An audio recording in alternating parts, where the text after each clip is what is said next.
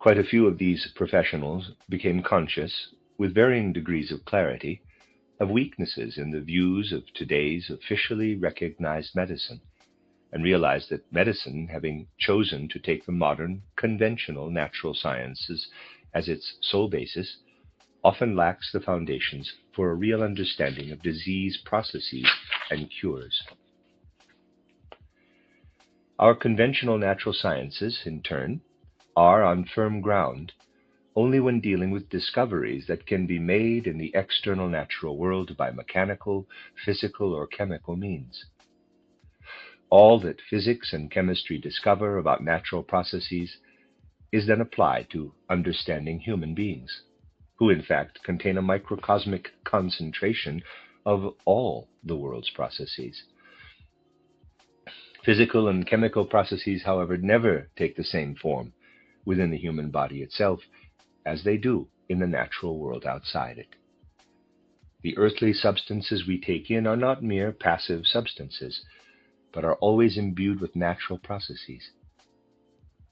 To outer view, a substance appears to be simply at rest within itself, but in reality all kinds of processes act and interact in it. Thus these processes, these natural, physical, and chemical actions and interactions, are also taken into the human body. Once there, however, they are immediately transformed. We can understand how natural processes are transformed within the human organism only by truly learning to observe human beings.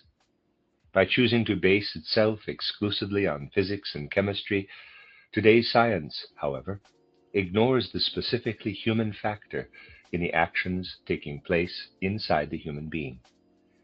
Nothing that takes place in the physical human body, for example, does so without being simultaneously influenced by etheric processes, astral processes, and the I processes.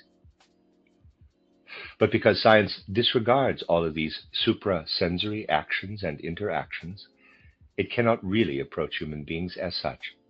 It cannot see inside human beings, either healthy or sick, in a way that allows it to recognize exactly how external chemical and physical processes continue to work there.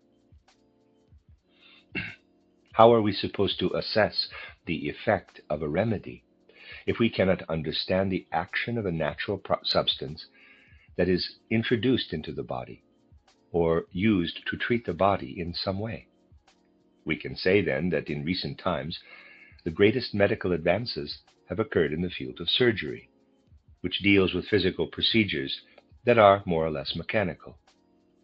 In contrast to the state of the art in surgery, when it comes to actual treatment, and this is not my opinion, but that of physicians who have become aware of this problem, confusion reigns because prevailing views on natural science exclude the essentially human factor from scientific observation.